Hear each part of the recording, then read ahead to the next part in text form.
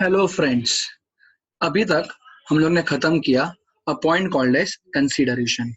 In that point, we have already studied that consideration will always and always move as per the desire of the promiser himself. However, consideration can also pass from promisee to any other person. मतलब अगर हम consideration का बात करेंगे ना, तो in that case there is a possibility, there might be a possibility that there can be a stranger. So in case of a consideration, there can be a stranger. But friends, now let us begin a new concept which says stranger to a contract cannot sue. Rule का नाम क्या है? Stranger to a contract cannot sue. मतलब क्या होता है?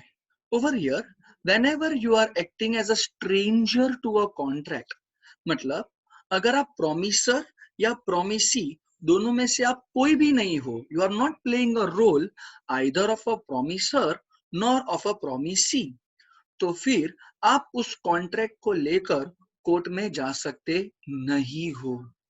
If you are a stranger, then you cannot take the contract to the court of law in order to enforce the contract. For example, there is a contract between Ram and Shyam. So in this case, can I say Ram and Shyam are under a contractual relationship? तो over here अगर by chance इस contract का performance अगर राम ने नहीं किया, तो in that case Shyam can file a case against Ram. In a similar way, if Shyam fails to perform the contract, then in that case Ram can file a case against Shyam. So whenever you have entered into a contract, you are a contracting party. You are into a contractual relationship and you are having a right to take the contract to the court of law. Over here, in my example about Ram and Shyam, for example, Ram made a promise to sell his car to Shyam, and over here, Shyam made a promise to pay 10 lakh rupees to Mr. Ram. Ram का promise क्या है कि वो गाड़ी बेचेगा, and Shyam का promise क्या है? वो 10 लाख रुपया पे करेगा. Now in this example Ram sold his car to Shyam. मतलब can I say Ram has performed his contract? Now can I say it is the duty of Shyam to pay 10 lakh rupees? But over here, Shyam refuses to pay 10 lakh rupees to Ram. So in this example, who is the aggrieved party? Yes, you all are right. It is Mr. Ram who is acting as an aggrieved party. So friends, can in this example, Ram file a case against Shyam? Yes, Ram can file a case against Shyam. But can the best friend of Ram, Mr. Hanuman, can Hanuman take this contract to the court of law and just make a complaint against Shyam that Shyam has done a breach of contract? No, na? Because over here the contract was between Ram and Shyam. So in that case, Ram can file a case against Shyam, Shyam can file a case against Ram. But Hanuman being a stranger, Hanuman being a third party, he cannot take this contract to the court of law because Hanuman is a stranger and the rule says stranger to a contract cannot sue because of lack of closeness between the parties. Rule क्या है? Stranger to a contract cannot sue. But sir, why? Sir, why a stranger to a contract cannot sue? Because of lack of closeness between the parties. See over here, Ram entered a contract with Shyam. So can I say They both are into a contractual relationship. But in this contractual relationship, is Hanuman there? No. So Hanuman is a stranger. And when you are a stranger, there is a lack of contractual relationship.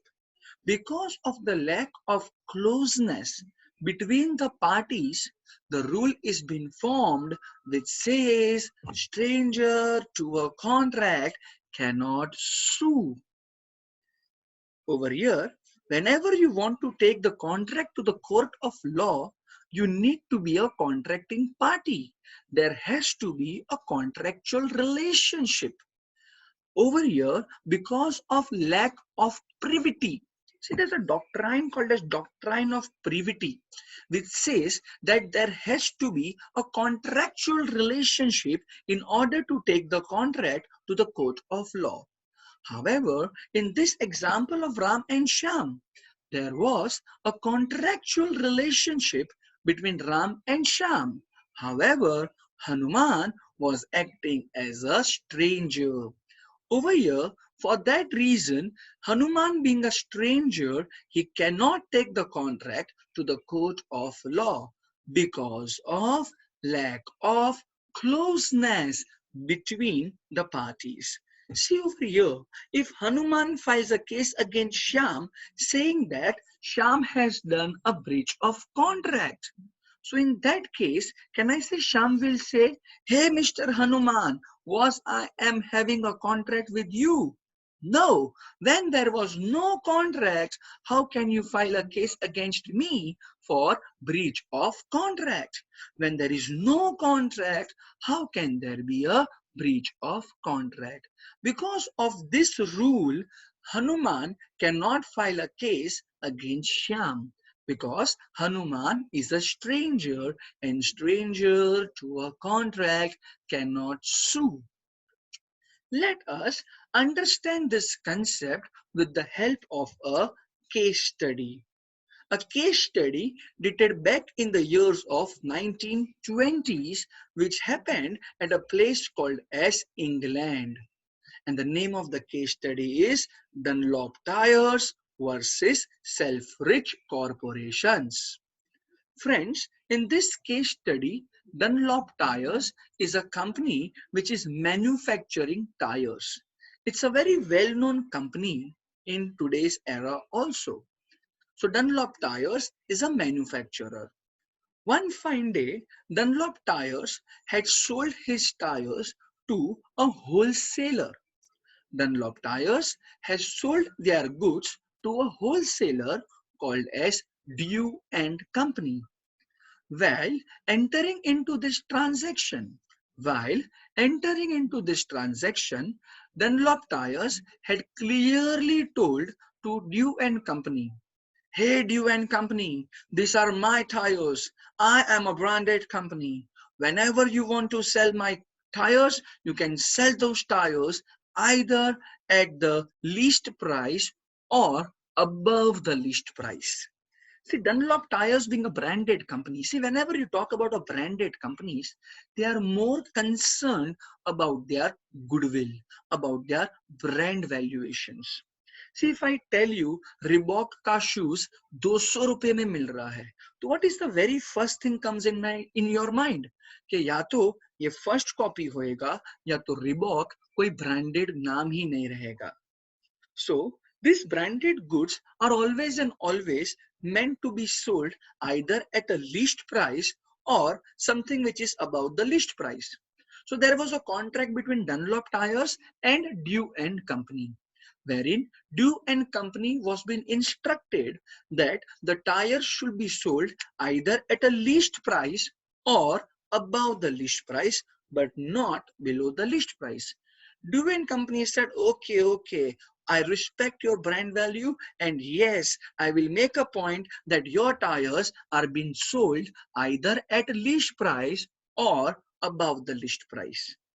Now, in this case, Dew and Company, being a wholesaler, further entered into a transaction with Selfridge Corporations.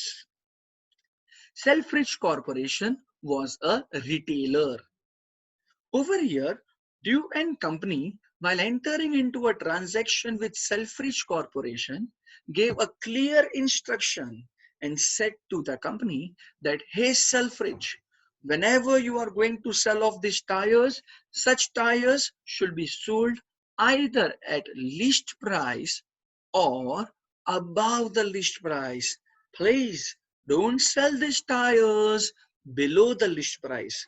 Selfridge Corporation said, okay, Dew and Company, the tires will be sold either at list price or above the list price. So there were two contracts in this case. Contract number one was there between Dunlop Tires and Dew and Company. And contract number two was between Dew and Company and Selfridge Corporations. Now, in this case, Selfridge Corporation being a retailer, he was always and always into the direct contact of the customers. Over here, Selfridge Corporations noted a point. What did he noted? Selfridge Corporations came to know that customers are always and always making an inquiry of Dunlop tires, but they are not buying those tires. मतलब market में इस tyres के बारे में सब लोग inquiry करते हैं, बट प्राइस सुनने के बाद कोई इसको परचेज करता नहीं है. अब सेल्फ्रिज कॉर्पोरेशंस इस टायर्स को अपने गोडाउन में रखते रखते थक चुका था. One fine day Selfridge corporations ने ये सारा का सारा टायर्स बेच दिया at a price below the list price. अब जब इनका टायर्स, किनका, डनलॉप टायर्स कंपनी का tyres below the list price बेचा गया, तो सीधा का सीधा डनलॉप टायर्स का ब्रांड वैल्यूएशन अफेक्ट हो गया, उनका गुडविल अफेक्ट हो गया. ये चीज जब डनलॉप टायर्स को पता चला तो उन्होंने सीधा का सीधा सेल्फ्रिज कॉर्पोरेशंस के खिलाफ केस कर दिया. सीधा का सीधा सेल्फ्रिज कॉर्पोरेशंस को बोला, hey Selfridge corporations, you have done a breach of contract. Selfridge corporations was shocked. Hey, हमने तो आपके साथ कोई कॉन्ट्रैक्ट किया ही नहीं था, तो ब्रीच ऑफ कॉन्ट्रैक्ट का बात कैसे आता है?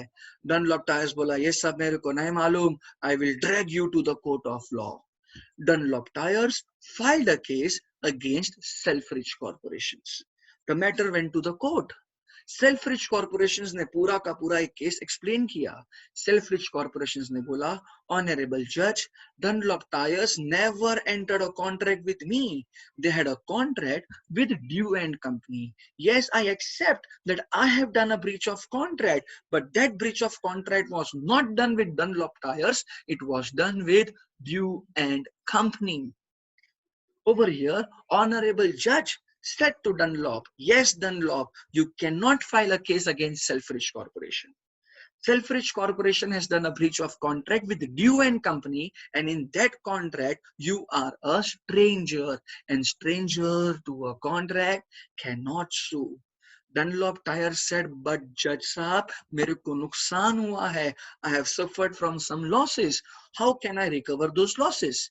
तो यहाँ पर जज ने बोला कि Dunlop Tires, you can recover those losses from Dew and Company, and Dew and Company will recover those losses from Selfridge Corporations. But Dunlop Tires आप directly Selfridge Corporations के खिलाफ केस फाइल नहीं कर सकते हो, because of lack of closeness between the parties. That is because of lack of privity to a contract. So over here हमने क्या rule समझा? हमने रूल समझा कि stranger to a contract cannot sue. Friends, जब भी हम प्रैक्टिकल लाइफ में कोई रूल समझते हैं तो majority of the times many rules will have got some exceptional cases. See, when I say rule, you are bound to follow the rule.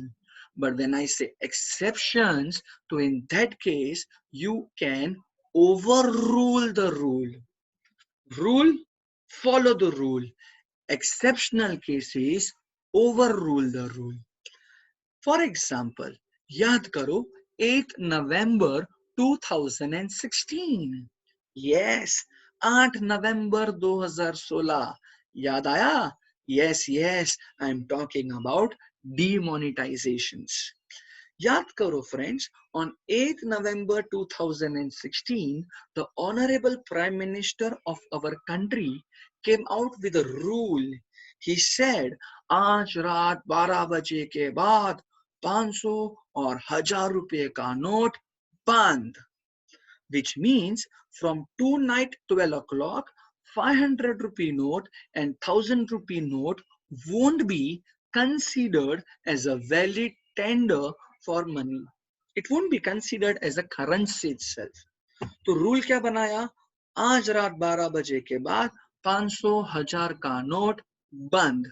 But उसी central government ने 5-7 मिनट के बाद ऐलान किया कि हाँ जी, मेडिकल शॉप में चलेगा, ओहो, हॉस्पिटल्स में भी ये नोट्स चलेंगे, आप ये नोट्स को बैंक में भी जमा कर सकते हो। तो देखा फ्रेंड्स, जब सेंट्रल गवर्नमेंट ने रूल बनाया कि आज रात 12 बजे के बाद 500 1000 रुपए का नोट बंद, तो उसी सेंट्रल गवर्नमेंट ने थोड़े टाइम के बाद कुछ एक्सेप्शंस बता दिया। क्या बोला कि भैया, ये 500 1000 रुपए का नोट दवाई के दुकान में चलेगा, पेट्रोल पंप में चलेगा, हॉस्पिटल्स में भी चलेगा, हाँ हाँ, तुम ये पैसे को अपने बैंक अकाउंट में भी जमा कर सकते हो। So whenever you talk about a rule, the rule will have got certain exceptional cases. When I say rule, follow the rule. But when it comes to exceptional cases, don't follow the rule. तो यहाँ पर हमारे पास rule क्या है? Stranger to a contract cannot sue. But जब मैं exceptions का बात करता हूं, तो एक्सेप्शनल केसेस में याद रखना, एक्सेप्शनल केसेस में stranger to a contract can sue. Generally stranger to a contract can not sue. Yes, but in exceptional cases stranger to a contract can sue. एक सेकेंड, क्या अगर राम और श्याम के बीच में कोई कॉन्ट्रैक्ट था, तो इस कॉन्ट्रैक्ट को लेकर can mister Hanuman take this contract and go to court? No. Why? Because the rule says stranger to a contract cannot sue. But friends, रुकना, अगर ऐसे कुछ एक्सेप्शनल केसेस बन जाते हैं, तो भैया हाँ जी, ये सारे के सारे एक्सेप्शनल केसेस में stranger to a contract can sue. Generally, stranger to a contract cannot sue. But in this 7 exceptional cases, stranger to a contract can sue. हम ये सारे के सारे exceptional cases को one by one discuss करते हैं। सबसे पहला exceptional case बोलता है in case of trust and beneficiaries. Exceptional case क्या है? In case of trust and beneficiaries. Law क्या बोलता है? Stranger to a contract can not sue, but if it is a case of trust and beneficiaries, तो in that case yes, stranger to a contract can sue. मतलब क्या हो गया? Law बोलता है कि if you have entered a contract for someone's benefit, if you have entered a contract for someone's benefit, तो जिसका बेनिफिट होने वाला है वो बेनिफिशियरी कहलाता है। अब वो बेनिफिशियरी भले ही कॉन्ट्रैक्टिंग पार्टी नहीं होएगा, बट फिर भी वो बंदा इस कॉन्ट्रैक्ट को लेकर कोर्ट में जा सकता है। For example, one fine day मैंने कार्तिक को बोला, हे कार्तिक, हे कार्तिक, तेरे बाजू में जो लड़की रहती है, मुझे मालूम है वो अनाथ है, मुझे मालूम है वो लड़की अनाथ है। कार्तिक, मैं कुणाल शाह तुझे प्रॉमिस करता हूँ कि मैं उस औरत के लिए तुझे हर महीने 10,000 रुपीज पे करूंगा। एंड यस कार्तिक, वो 10,000 रुपीज तो यूटिलाइज करेगा only and only for the benefits of that girl. Kartik बोला, ओके सर, आप जैसा बोलो। तो कैन आई से ओवर हियर मेरे और कार्तिक के बीच में एक कॉन्ट्रैक्ट एंटर हो चुका है. तो in this case who are the contracting parties? The contracting parties are Kunal Shah and Karthik. Over here, can I say I have made a promise to pay 10,000 rupees to Karthik, wherein that money will be utilized for the benefits of that Anath ladki? Over here मैं और Kartik contracting parties है, but वो अनाथ लड़की क्या इस contracting party के definition में आएगी? No, she is just a beneficiary. Can I say वो अनाथ लड़की इस कॉन्ट्रैक्ट के लिए स्ट्रेंजर मानी जाएगी? यस और नो? तो फ्रेंड्स ओवर हियर मैंने कार्तिक को मंथ नंबर 1 में 10,000 रुपया दिया, मंथ नंबर 2 में भी 10,000 रुपया दिया, मंथ नंबर 3 में मैंने कार्तिक को 10,000 रुपया पे करने से मना कर दिया. कहना इसे मैंने ब्रीच ऑफ कॉन्ट्रैक्ट किया है. over here, can Karthik file a case against me? Yes. And over here, even that girl, that Anath girl can file a case against me. भले ही मेरा उसके साथ कोई कॉन्ट्रैक्ट नहीं था, though she was a stranger, but in this case, can I say the contract was entered for her benefits? Being a beneficiary, she falls under exceptional case number 1, wherein stranger to a contract can sue. Generally, stranger to a contract cannot sue, but due to these exceptional cases, can I say that girl can file a case against me? Yes. So generally, stranger to a contract cannot sue, but in exceptional cases, stranger to a contract can sue. Friends एक बहुत ही important point यहाँ पे discuss कर देता हूँ. Rule क्या बोलता है? Stranger to a contract can not sue, but rule में थोड़ा एक एक्सटेंशन दिया गया है. रूल बोलता है कि भैया अगर तुम कॉन्ट्रैक्ट में कोई स्ट्रेंजर हो तो तुम इस कॉन्ट्रैक्ट को लेकर कोर्ट में जा सकते नहीं हो. तो stranger to a contract can not sue, but stranger to a consideration can sue. मतलब क्या हो गया? अगर अगर you are a stranger for a consideration, याद करो हम लोग ने एक केस स्टडी किया था Chinnaiya versus Ramaiah. Can I say in that case study Chinnaiya was a stranger for a consideration? Over here, was Chinnaya having a right to take the contract to the court? Yes, because he was stranger to a consideration. Stranger to a contract cannot sue, but stranger to a consideration can sue. Question number 1. Can there be a stranger to a contract who can take the contract to court? No. But can there be a stranger to a consideration who can take the contract to the court? Yes. तो पूरा का पूरा ये rule याद रखना.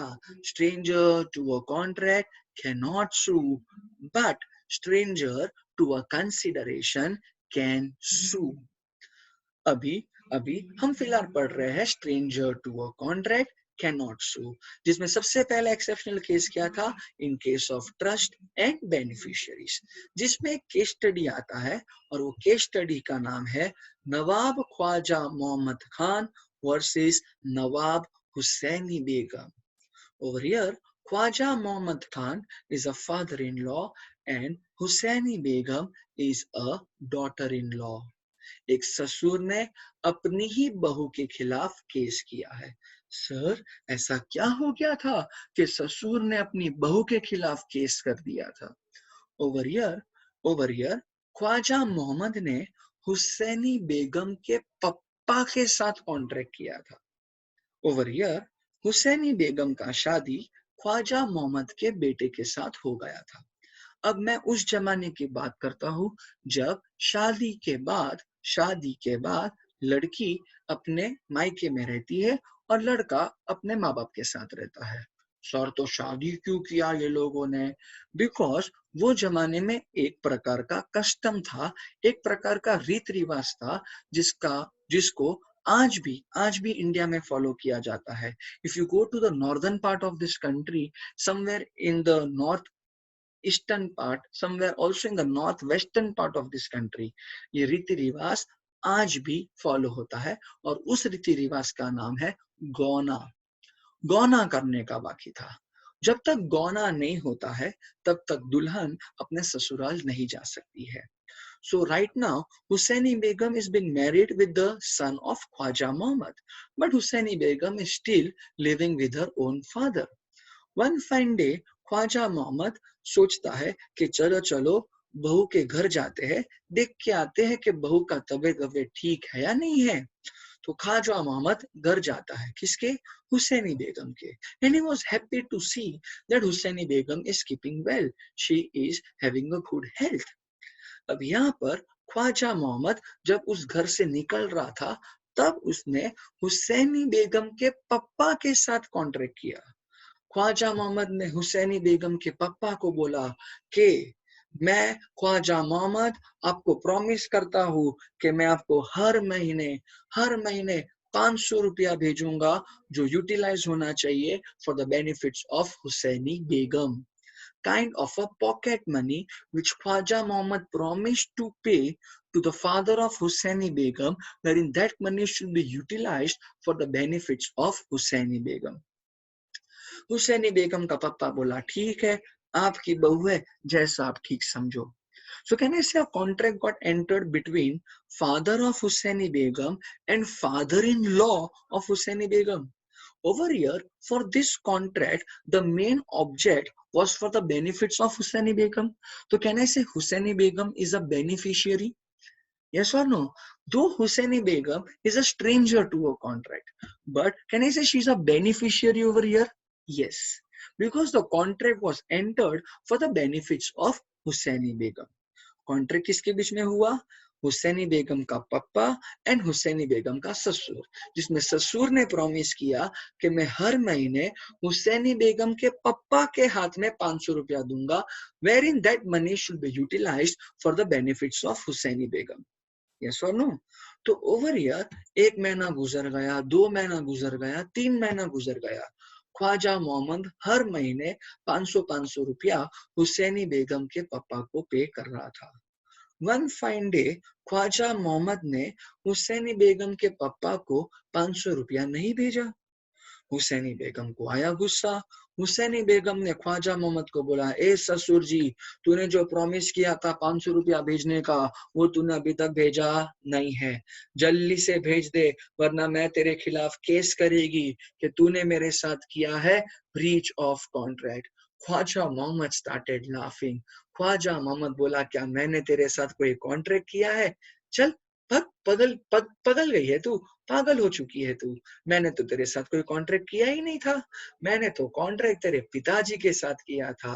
Over here you are a stranger and stranger to a contract can not sue. ज्यादा मेरे साथ मस्ती मत किया कर, चली जा यहाँ से वरना मैं तेरे पे केस करूंगा कि तू मेरे को परेशान कर रही है। हुसैनी बेगम मानने वालों में से नहीं थी। वो रोज का रोज ख्वाजा मोहम्मद को फोन करती थी कि आपने मुझे पैसा नहीं भेजा, आपने मेरे साथ ब्रीच ऑफ कॉन्ट्रैक्ट किया।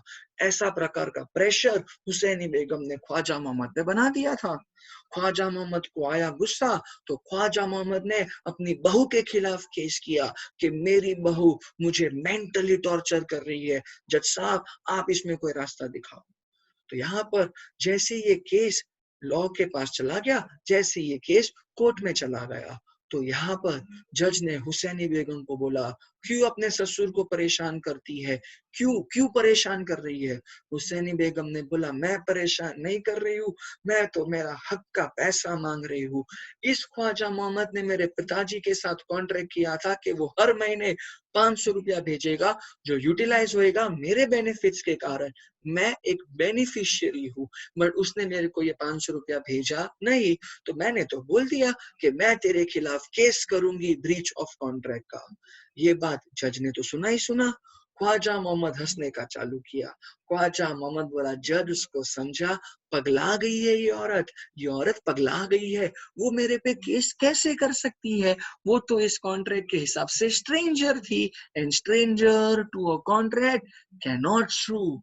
जज बोला, ख्वाजा मोहम्मद तू पगला चुका है, तुझे कुणाल सर का लेक्चर बैठने का जरूरत है, कुणाल सर हर बच्चे को समझाता है, stranger to a contract can not sue, but if there is a case of beneficiaries, then yes, stranger to a contract can sue.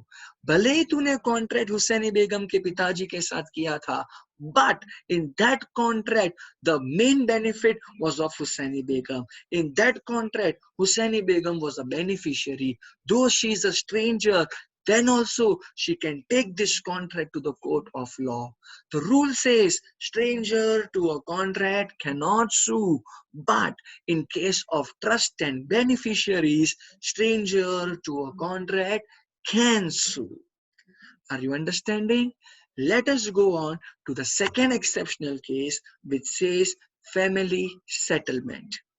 Friends, जब भी एक फैमिली में कोई प्रकार का कोई चीज का सेटलमेंट होने वाला था, फॉर एग्जाम्पल कोई प्रकार के असेट्स बंटने वाले थे, अब यहाँ पर ये सेटलमेंट जिन फैमिली मेंबर्स के बीच में हुआ वो लोग तो कॉन्ट्रैक्टिंग पार्टीज में आ चुके हैं, बट जिन फैमिली मेंबर्स ये सेटलमेंट के हिस्सेदार नहीं थे, वो लोग ने कॉन्ट्रैक्ट को एंटर नहीं किया था, फिर भी वो इस पूरे के पूरे ट्रांजैक्शन को लेकर कोर्ट में जा सकते हैं, भले ही वो लोग कॉन्ट्रैक्टिंग पार्टीज नहीं थे. So even in case of family settlement, the members of the family who were not a party to a contract can take this transaction to the court and enforce the contract. Rule क्या है? Rule क्या है? Rule says stranger to a contract cannot sue, but in case of exceptional cases, stranger to a contract can sue. Exceptional case number 1, trust and beneficiaries. Exceptional case number 2, family settlement. Let us go on to the third exceptional case, which says partition of HUF. HUF का मतलब होता है Hindu undivided family. जब भी एक HUF का partition होता है, फॉर एग्जाम्पल एक HUF चल रहा था एंड उस HUF के कुछ मेंबर्स ने मिलकर डिसाइड किया था कि हमारे घर में जो एक लड़की है, जो एक ही हमारी बेटी है, उसके शादी का पूरा खर्चा हमारा ये HUF उठाएगा. फिर उस HUF का पार्टीशन हो गया, तो यहाँ पर क्वेश्चन आया कि अभी इस लड़की के शादी का खर्चा कौन उठाएगा? कैन आई सी कॉन्ट्रैक्ट पूरे के पूरे HUF के मेंबर्स ने मिलकर किया था. Over here, that female girl can take this contract to the court of law. She can demand कि भैया अगर तुमने मेरे शादी का खर्चा उठाने का बात किया था, if the expenses were to be borne by the HUF, then even if there is a partition of HUF, though I am not a party to a contract, I can take this contract to the court of law because it falls under an exceptional cases. तो over here वो लड़की अपने शादी का खर्चा HUF के पास से मांग सकती है, भले ही she was not a party to a contract, but yes, then also she can take this contract to the court of law. So rule क्या था? Stranger to a contract cannot sue, but in case of trust and beneficiaries, in case of family settlement, in case of partition of HUF, stranger to a contract can sue. Fourth exceptional case बोलता है assignment. Assignment का मतलब होता है transfer. जब भी आप अपना कोई राइट्स ट्रांसफर करते हो तो उसको लीगल लैंग्वेज में बोलते हैं assignment. That is transferring something. Over here mister x ने मिस्टर वाई के पास से मिस्टर वाई के पास से 10 लाख रुपए का लोन लिया था. तो ओवर हियर एक्स ने वाई को प्रॉमिस कर दिया, हे वाई, मैं आपको ये 10 लाख रुपया अगले 6 महीने में पे कर दूंगा. तो over here can I say there is a contract between X and Y, wherein X is acting as a promiser and Y is acting as a promisee. X ने प्रॉमिस किया है कि वो 10 लाख रुपया पे कर देगा, तो कहने से X is a party of obligation and Y is a party of rights. Over here, as per this transaction, 10 lakh रुपया पे करने का obligation किसका है? X का. तो 10 लाख रुपया मांगने का हक किसका है? Y का. तो कहने से Y is a party of rights yes. अब वाई क्या सोचता है कि मुझे एक्स के पास से 10 लाख रुपया लेने का है। अरे यार, बट मुझे तो 10 लाख रुपया जेड को पे भी करना है। तो यहाँ पर वाई दौड़ा दौड़ा भागा भागा चलते चलते जेड के पास चला गया एंड बोला, Z, I promise to pay you 10 lakh rupees within 6 months। Z बोला ठीक है। तो in this contract can I say now Y is a party of obligation and Z is the party of rights. जब contract X and Y के बीच में हुआ था तब X was the party of obligation and Y was the party of rights. But जब contract Y and Z के बीच में हुआ तो Y is the party of obligation and Z is the party of rights. अब Y बैठ के सोच रहा है कि मुझे एक्स के पास से 10 लाख रुपया लेना है एंड मुझे यही 10 लाख रुपया फिर जेड को पे करना है। मैं एक्स से लू फिर मैं जेड को दू, इससे अच्छा मेरा 10 लाख रुपया मांगने का जो हक है एक्स के पास से, ये हक मैं जेड को ट्रांसफर कर देता हूँ। Let me assign my right of accepting 10 lakh rupees from X to mister Z. मैं ये मेरा हक जेड को ट्रांसफर कर देता हूँ। तो वाई ने सीधा का सीधा जेड को बोला, जेड सुन, मुझे एक्स के पास से 10 लाख रुपया लेना है एंड मुझे वही 10 लाख रुपया तुझे पे करना है। अब मेरा तो एक्स के पास से 10 लाख रुपया मांगने का राइट बनता है। I am assigning this right to you. Instead of me you go and demand the money from X. Z सोचता है मेरे लाइफ में ज्यादा इंपॉर्टेंट तो 10 लाख है, फिर वो 10 लाख मेरे को एक्स दे या वाई दे, मेरे को क्या फर्क पड़ता है। For me what is more important, for me more important is 10 lakhs। Z बोला ठीक है, मैं एक्स के पास से 10 लाख रुपया ले लूंगा। 6 महीना खत्म हो गया। जेड गया एक्स के पास, बोला चल चल चल 10 लाख रुपया दे जो तुझे वाई को पे करना था। एक्स बोला टू सिंपल वर्ड्स, नहीं दूंगा, जाओ वो पैसा मैं तुम्हें नहीं दूंगा। तो कहने से X is trying to do a breach of contract. Yes. Z बोला अगर तू ब्रीच ऑफ कॉन्ट्रैक्ट करेगा तो मैं तेरे खिलाफ केस करेगा। एक्स स्टार्टेड लाफिंग, जब मेरा तेरे साथ कोई कॉन्ट्रैक्ट ही नहीं था तो तू मेरे खिलाफ ब्रीच ऑफ कॉन्ट्रैक्ट का केस कैसे कर सकता है। You are a bloody stranger and stranger to a contract can not सू।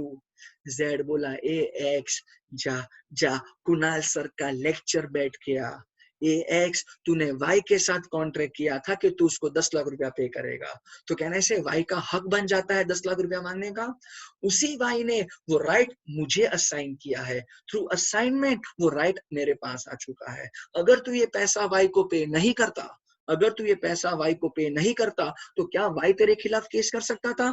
हाँ, तो वही राइट वाई ने जेड को दे दिया है। तो एक्स एंड जेड के बीच में कोई कॉन्ट्रैक्ट नहीं था, कॉन्ट्रैक्ट तो एक्चुअली एक्स एंड वाई के बीच में था। In that case Z was a stranger. Generally stranger to a contract can not sue, but in this case जब वाई ने अपना राइट जेड को असाइन किया था तो in that case Z, even though being a stranger, he can take this contract to the court of law. So rule क्या है friends, stranger to a contract can not sue, but in exceptional cases, stranger to a contract can sue. Exceptional case number 1, if it is a case of trust and beneficiaries. Exceptional case number 2, if it is a family settlement. Exceptional case number 3, partition of HUF. Exceptional case number 4, in case of assignment. Next exceptional case आता है acknowledgement of debts. Over here, whenever it is a case of acknowledgement of debts, अगर किसी ने acknowledge किया है कि भैया हाँ भाई तेरा पैसा मेरे पास पड़ा है, हाँ भाई I am liable to pay you that money, I acknowledge that I am indebted to you, अगर ऐसा कोई वाला सिचुएशन होता है तो in that case stranger to a contract can sue. Generally stranger to a contract can not sue, but if it is a case of acknowledgement of debts, then in that case stranger to a contract can sue. Example लेते हैं। Over here mister A ने mister B को 10,000 rupees पे करना था, तो ए ने क्या किया, वो पैसा सीधा का सीधा सी को दे दिया। बोला ए सी, ये पैसा तू बी को पे कर देना। सी ने बोला ठीक है। अब ओवर हियर सी ने बी को फोन किया कि hello B, I am holding your money, I am holding your money, जब तू बोलेगा तब मैं तेरे को 10,000 रुपया देने आ जाऊंगा। बी बोला ठीक है। 5-6 दिन के बाद बी ने बोला सी चल मुझे मेरा पैसा दे। सी बोला जा, मैं तेरे को तेरा पैसा नहीं दूंगा। बी बोला अरे यार मेरा ही पैसा मैं तेरे पास से मांग रहा है, तूने एक्नॉलेज भी किया था कि वो पैसा तू मेरे बिहाफ पे होल्ड कर रहा है, अब तो तुझे वो पैसा देना ही पड़ेगा। सी ने बोला देख भैया मेरे को पैसा ए ने दिया था, तू तब मौजूद नहीं था, you are a bloody stranger, stranger to a contract can not sue. Over here can B file a case against C? Yes, because C had already acknowledged to be that he was indebted to him. C ने बोला था कि B, I am holding that money on behalf of you. So over here, even if it is a case of acknowledgement of debts, then in that case, stranger to a contract can sue. Next exceptional case बोलता है covenants with land. Whenever there is any kind of agreement towards land, covenants का मतलब होता है agreement. Whenever there is any kind of agreement towards land, then in that case, stranger to a contract can sue. Generally, stranger to a contract cannot sue, but if it is a case of covenants of land, then in that case, stranger to a contract can sue. Let us understand this thing with the help of an example. One fine day, Chunnilal नाम का एक बंदा एक जमींदार के पास जाता है, बोलता है हे जमींदार, तू मुझे तेरा जमीन दे दे, मैं तेरे जमीन के ऊपर सोशल एक्टिविटीज करूंगा, मैं गरीब बच्चों के लिए स्कूल बनाऊंगा, मैं गरीबों के लिए हॉस्पिटल बनाऊंगा, तो हे जमींदार तेरा प्रॉपर्टी तू मुझे दे दे। जमींदार यहाँ पर चुन्नीलाल का ये सोच देखकर एकदम भावुक हो गया। जमींदार सोचा ओहो ओहो, चुन्नीलाल समाज के लिए कितना अच्छा काम करने वाला है। तो जमींदार बोला चुन्नीलाल देख, अगर तू मेरे से जमीन खरीद लेगा तो तुझे बहुत बड़ा कैपिटल इन्वेस्टमेंट करना पड़ेगा। एक काम कर, वो पैसा तू इधर मत लगा, that money should be utilised for the social activity. मैं तुझे मेरा जमीन बेच नहीं रहा हूँ, मैं तुझे मेरा जमीन रेंट पे दे देता हूँ, और मैं बहुत नॉमिनल अमाउंट का रेंट तेरे से लूंगा, 5 रुपया पर एनम। अगर तू समाज के लिए इतना चीज कर सकता है तो मैं भी इतना तो कर ही सकता है, 5 रुपया पर एनम मैं तेरे से भाड़ा लूंगा, बट प्रोवाइडेड तू वो जमीन यूटिलाइज करेगा फॉर सोशल एक्टिविटीज। चुन्नीलाल बोला हाँ जमींदार, तेरा प्रॉपर्टी यूटिलाइज किया जाएगा for social activities. So a contract got entered between zamindar and Chunnilal, जिसमें लिखा गया कि Chunnilal is going to use the property of zamindar for some social activities for which he has made a promise to pay a rent of ₹5 per annum. अब यहाँ पर जमींदार के property के ऊपर चुन्नीलाल ने कंस्ट्रक्शन का एक्टिविटीज चालू किया। उसका मेन ऑब्जेक्ट क्या था? गरीबों के लिए स्कूल, गरीबों के लिए hospitals, that is a kind of a social activity. 15-20 दिनों के बाद जमींदार मर गया। अब जैसे ही जमींदार मर गया तो कहने से पूरा का पूरा प्रॉपर्टी ये जमींदार के सक्सेसर के नाम पे हो जाएगा। तो यहाँ पर the entire property is now owned by the son of the जमींदार। अब जब ये चीज चुन्नीलाल को पता चला कि भैया जमींदार मर चुका है, तो चुन्नीलाल ने उस प्रॉपर्टी के ऊपर जो भी हॉस्पिटल बनाया था, जो भी कॉलेज, जो भी स्कूल्स बनाया था, वो सारा का सारा सोशल एक्टिविटीज के लिए यूज नहीं किया, उसने वो सब चीज यूज किया फॉर कमर्शियल एक्टिविटीज। कहने से चुन्नीलाल ने ब्रीच ऑफ कॉन्ट्रैक्ट किया है। तो जमींदार के बेटे को बहुत गुस्सा आया। जमींदार का बेटा बोला कि अरे यार, इसने तो मेरे बाप को प्रॉमिस किया था कि सोशल एक्टिविटीज के लिए पूरा का पूरा जमीन यूज किया जाएगा, बट ये भैया तो देखो पूरा का पूरा प्रॉपर्टी कमर्शियल एक्टिविटीज के लिए यूज कर रहा है। अरे कमर्शियल एक्टिविटीज के लिए यूज कर रहा है तो मैं इसके पास से तो अच्छा खासा रेंट ले सकता था, बट इसने मेरे बाप को प्रॉमिस किया था कि वो सोशल एक्टिविटीज के लिए जमीन यूज करेगा, बट इसने यूज किया है फॉर कमर्शियल एक्टिविटीज, मतलब इसने किया है ब्रीच ऑफ कॉन्ट्रैक्ट। तो जमींदार का बेटा सीधा का सीधा चला गया चुन्नीलाल के पास और बोला हे चुन्नीलाल, तूने किया है ब्रीच ऑफ कॉन्ट्रैक्ट, तूने ये प्रॉपर्टी प्रॉमिस किया था कि तू यूटिलाइज करेगा for activity called as social activities, but you are utilizing this property for some commercial purpose, it means you have done a breach of contract. तो यहाँ पर चुन्नीलाल हंसने का चालू करता है। चुन्नीलाल बोलता है हे जमींदार के बेटे, लु लु लु लु, ये कॉन्ट्रैक्ट मैंने तेरे पापा के साथ किया था. Over here you are a bloody stranger and stranger to a contract can not सू.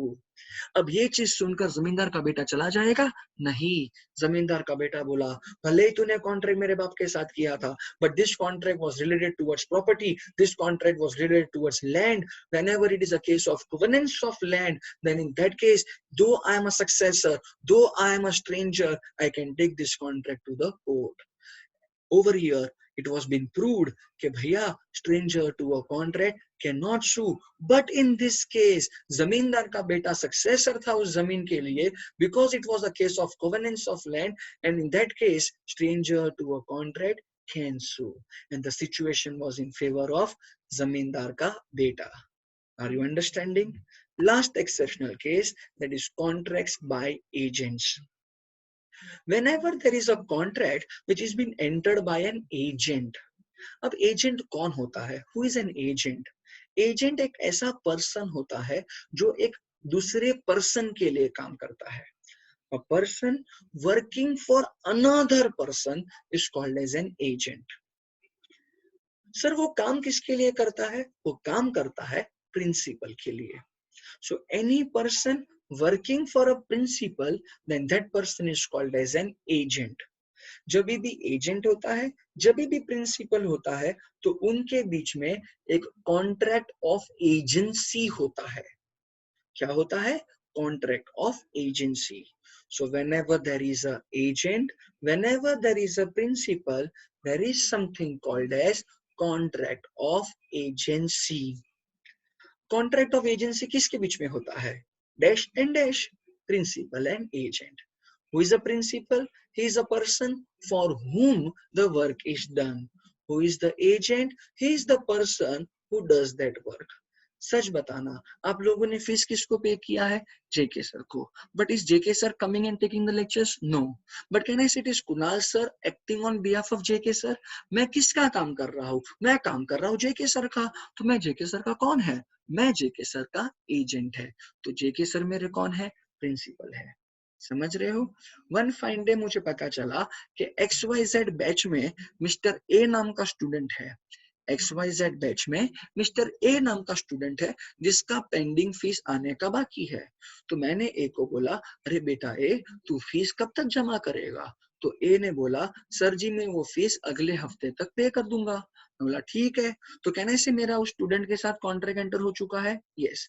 तो मैंने यही चीज जेके सर को बता दिया, सर XYZ बैच में ए नाम का स्टूडेंट है जो प्रॉमिस किया है कि नेक्स्ट वीक तक वो फीस पे कर देगा. जेके सर ने बोला ठीक है भैया. एक हफ्ता खत्म हो गया. मैं स्टूडेंट के पास गया. मैं बोला बेटा चल फीस दे. स्टूडेंट बोला नहीं सर मेरे पास पैसा नहीं है, मैं अभी फीस दे सकता नहीं है. अब मैं क्या उसके साथ आर्ग्यूमेंट करने बैठेगा? नहीं. मैं सीधा का सीधा जेके सर को बोल दिया.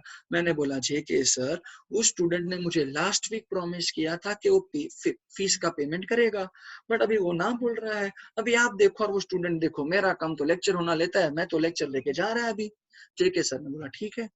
अब जेके सर ने उस स्टूडेंट को बताया कि चल तूने प्रॉमिस किया था कि तू नेक्स्ट वीक तक फीस पे करेगा, अब तुझे फीस पे करना ही पड़ेगा वरना तू कर रहा है ब्रीच ऑफ कॉन्ट्रैक्ट. तो स्टूडेंट हंसने का चालू किया. स्टूडेंट बोला सर सर क्या मजाक करते हो सर, मैंने तो कॉन्ट्रैक्ट कुणाल सर के साथ किया था, आप तो स्ट्रेंजर हो, stranger to a contract can not sue. क्या जेके सर ये बात सुनकर चले जाएंगे? नहीं. जेके सर बोलेंगे, अरे बेटा तूने प्रॉमिस किसको किया था? कुणाल सर को. कुणाल सर काम किसके लिए करता है? मेरे लिए. मैं कुणाल सर का प्रिंसिपल हूँ. Though there was a contract between student and an agent, though there was a contract between student and a professor, so in that case, can the principal, that is JK sir, take this contract to the court of law? Yes, because I am a professor acting on behalf of JK sir. So whenever there is a contract entered by a agent, whenever there is a contract entered by a agent, then even in that case the principal who is a stranger can take this contract to the court of law. तो rule क्या है friends? stranger to a contract cannot sue. Are you sure? But in exceptional cases stranger to a contract can sue. Rule होता है तो exceptions भी होते हैं. Sure? तो क्या कोई स्ट्रेंजर कॉन्ट्रैक्ट को लेकर कोर्ट में जा सकता है? नहीं। ही but can there be a stranger for a consideration? हाँ जी, there can be a stranger for a consideration, but there can not be a stranger to a contract who can take this contract to the court of law. So first, let us have a quick revision. Stranger to a contract cannot sue. Why? Why fast? Because of lack of closeness between the parties. That is because of the lack of privity between the parties. हम लोग ने कौन सा case study पढ़ा था? Dunlop Tires versus Selfridge Corporations. जब भी मैं बोलूँ stranger to a contract, he cannot sue. But can there be a stranger to a consideration who can sue? Yes. Sir, rule पढ़ा था तो exceptions भी बता दो. Exceptional case में stranger to a contract can sue. Exceptional case number 1, trust and beneficiaries. Exceptional case number 2, family settlement. Exceptional case number 3, partition of HUF. Number 4, assignment. Number 5, acknowledgement of debts. Number 6, covenants with land. And number 7, contracts by agents. तो यहाँ पर friends हम लोग ने पढ़ा a concept that is stranger to a contract cannot sue, but in exceptional cases, stranger to a contract can sue. Are you sure? Thank you.